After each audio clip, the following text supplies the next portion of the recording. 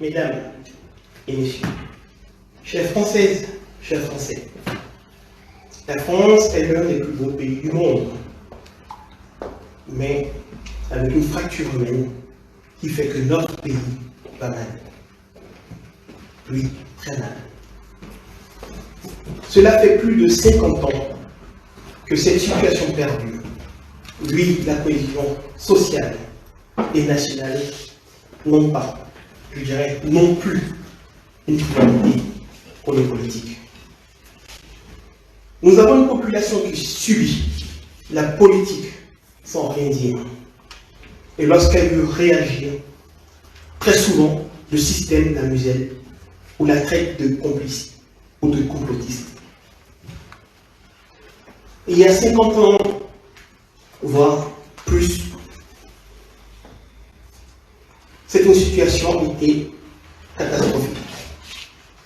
Et si on se souvient, il y a 41 ans de cela, le regretté Coluche avait lancé cet appel. Aujourd'hui, je réitère cet appel du cœur et de la raison. C'est ici à Avézé, dans la Sarthe, que je veux créer un lien de confiance entre le monde rural et le monde urbain.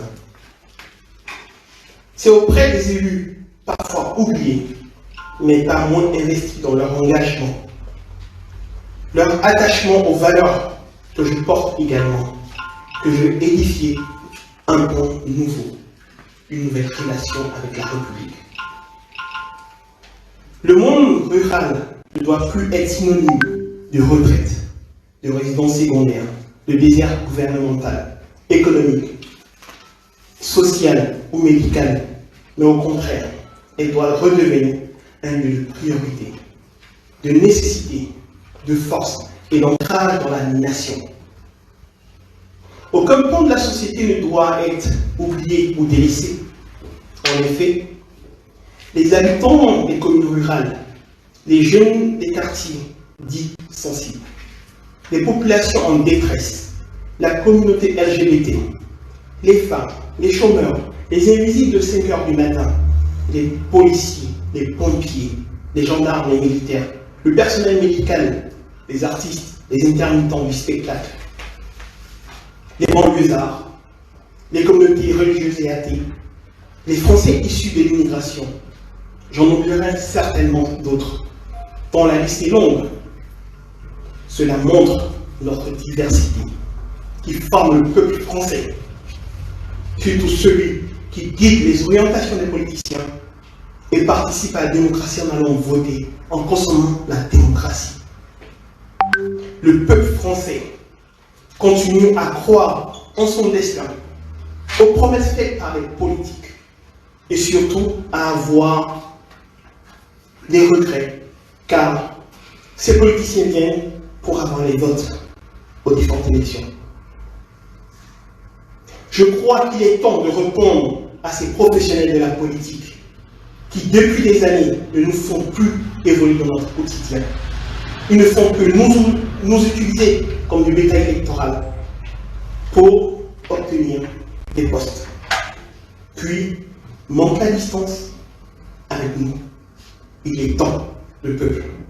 Car ce peuple ne demande qu'une chose, qu'à vivre en sécurité, en harmonie, à pouvoir rêver encore, à se projeter dans le futur. Je crois définitivement que certaines personnes de cette classe politique n'ont aucun respect pour nous. Voilà pourquoi j'ai décidé d'agir avec vous, pour vous. C'est pourquoi j'ai entendu l'appel de certaines associations, dont Totu 2022. Alors,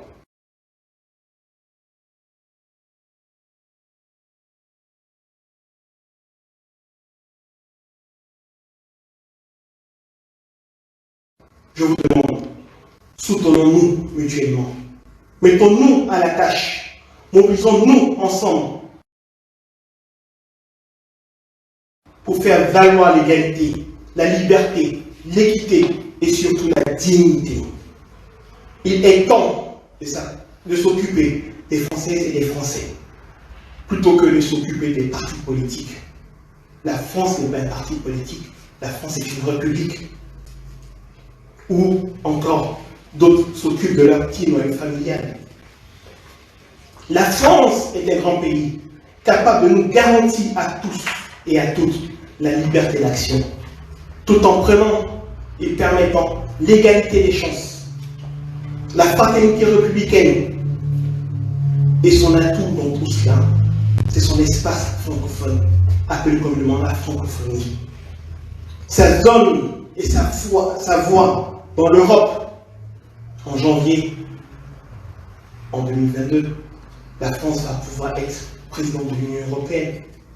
C'est un signe, c'est à nous de pouvoir travailler. Cette politique utilise la peur, les chroniques des faits divers pour stigmatiser la population des banlieues, des campagnes. Certaines bavures des forces de l'ordre poussent à la haine. C'est ce que utilisent les politiciens, voire pour révolter la population. Mais dans quel but? Pour quel résultat? Sachant dit, non. Stop à tout cela. Permettons à chacun d'entre nous, avec nos différences, d'être des acteurs de notre société, de faire leur travail sans être accusés d'être identitaires, racistes, français de seconde zone, immigrés ou autres. La liste est tellement longue encore. Les qualificatifs qu'on attribue à ces personnes qui veulent faire leur travail ou qui veulent avoir une chance dans la République. Je dis bien, chacun de nous a un rôle à jouer afin de bâtir une nation unie, forte et solidaire. Nous avons et nous allons redonner ensemble confiance à ce peuple qui souffre de n'être compris ni entendu, ni être utilisé que pour des votes. Ce peuple qui est souvent oublié après les élections, disons non. Ensemble, nous montrerons à la face du monde que la France peut retrouver son lustre d'antan, parce que notre France est une grande nation unie. C'est à nous de réveiller, et c'est à nous de nous réveiller ensemble, l'instinct de notre patrie, de notre pays, de cette France. Celle pour qui nous déplacerons des montagnes et que tout le monde chérit et que tout le monde veut être appelé français, peuple de France. Je tiens à rappeler que nous ne sommes pas des cons. Nous ne serons jamais des cons. Nous ne nous laisserons pas prendre pour des cons. Nous sommes plutôt des concitoyens. Oui, ensemble, nous serons des concitoyens dans toute notre diversité, notre différence. Cela montre la force de la France. Le 11 novembre, c'était hier. On a le peuple de France qui a combattu. On a le peuple de France qui a coulé des larmes et du sang pour notre liberté et garantie. Cette égalité que nous vivons aujourd'hui, car dans les tranchées, il n'y avait pas de différence entre un agriculteur du monde rural, entre un fonctionnaire, entre quelqu'un qui faisait la profession libérale. On avait juste des Français, sans oublier les Français venant des colonies. Oui, je vous entends. Je suis tout dessus. Oui, je veux nous voir travailler ensemble, main dans la main, pour bâtir cette France que certains ne se reconnaissent plus dedans. Oui, je suis enfant de colonie, mais je suis surtout enfant de la France, comme tous les Français. Notre France est tricolore, mais reste une et même nation. Dommage qu'on a retiré sur cet fronton liberté, égalité, fraternité ou la mort, pour dire que c'est une seule France, unie et rassemblée. Je vais être le président de tous les Français et de toutes les Françaises. Je vais être au-dessus des clivages politiques, sans pour autant faire disparaître ces classes politiques. Je ne veux pas faire des promesses, mais prendre un engagement avec vous. Et ces engagements seront visibles et réalisables. Je ne veux pas prendre chez les plus aisés pour donner aux plus précaires, pour retirer aux plus fragiles, pour enrichir les plus favorisés. Ce n'est pas ça pour moi la politique. Je veux une meilleure redistribution de notre richesse, afin que chacun d'entre nous puisse profiter de la République. Évitons de creuser des fossés entre nos concitoyens. Ce n'est pas cela bâtir une nation forte. Ce n'est pas cela montrer que la France est une France unie et vouloir diriger l'Europe unie des pays européens. Je m'engage à gouverner la France avec vous. Oui, gouvernons notre beau pays ensemble et non les uns contre les autres. Même si les politiques cherchent à nous montrer les uns contre les autres, disons non et soyons rassemblés.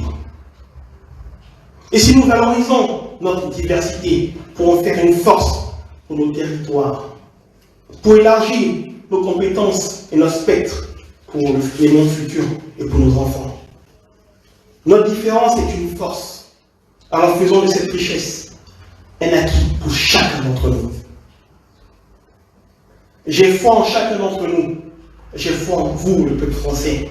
Je sais que la force et le caractère humaniste qui nous habite demeurera toujours plus fort que la haine.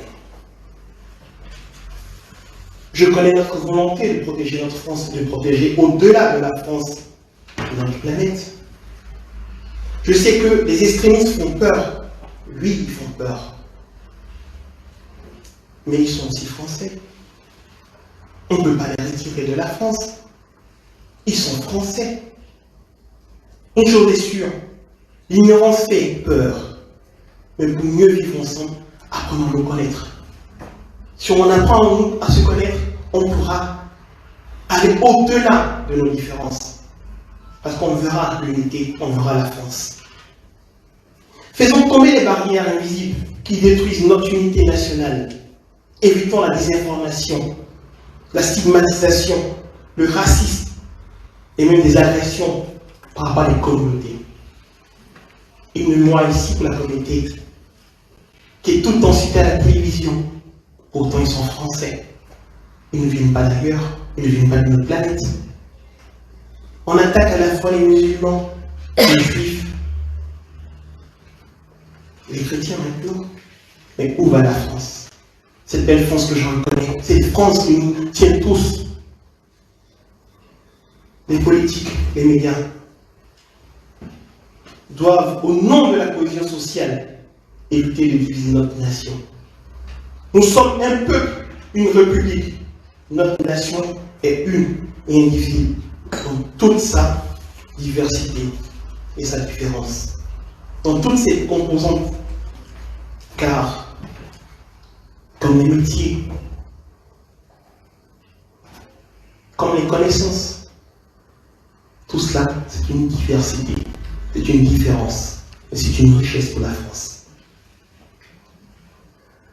Au-delà de la liberté et de l'égalité, nous sommes une nation française, unie par la fraternité, car nous dépendons de notre République.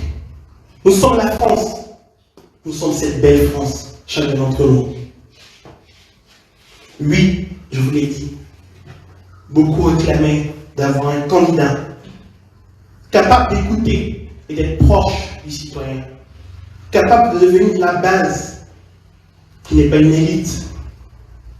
Un candidat qui correspond à chacun, que quels que soient les citoyens cités auparavant puissent se reconnaître et puissent agir. C'est pour ça que je le dis haut et fort. Oui, je suis candidat à l'élection présidentielle de 2022. C'est votre engouement au quotidien qui me galvanise. Oui, j'ai besoin de vous. Oui, chacun d'entre vous, j'ai besoin de votre aide. J'ai besoin de ces élus de la République pour parrainer les candidats, des petits candidats. Car ils équivoquent. Ce qui est un peu marrant, aujourd'hui dans cette France, nous avons près de 35 400 élus des territoires français. Je trouverais qu'il y a suffisamment d'élus pour permettre la place à la pluralité démocratique. Nous avons besoin de faire entendre nos voix. La puissance des médias, des réseaux sociaux est très importante pour une élection digne, pour ne point enfermer le peuple, la population, dans une bipolarité. Car la France n'est pas un parti, je le rappelle. La France n'est ni de gauche, ni de droite, ni du centre. La France, c'est la République. La France, c'est tout le monde. Prenons ensemble, pour la première fois, un engagement, peut-être une entrée historique, qu'un soi-disant petit candidat que je suis, que certains me qualifient déjà à la présidentielle, provoque une triangulaire, chose qui n'a pas été faite. Poussons au-delà le débat que de rester sur le débat en dessous de la ceinture. Poussons le débat sur la connaissance du peuple, sur la connaissance des réalisations, sur la connaissance de ce qu'a besoin le peuple. Je suis candidat pour tous les Françaises et tous les Français. Nous sommes tous des Français au-delà des clivages dans lequel veut nous enfermer certains médias, certaines personnes. Dépassons les carcans de couleur de peau. Et oui, j'ai remarqué que j'étais plus bronzé que certains. Mais mon bronzage, je ne l'ai pas choisi. Car on ne choisit pas son nom. On ne choisit pas sa nation. On ne choisit pas où on est. On ne choisit pas son sexe. On ne choisit pas son patronyme. On peut choisir avec qui on veut vivre, comment on veut vivre, pour qui on veut vivre et où on veut vivre.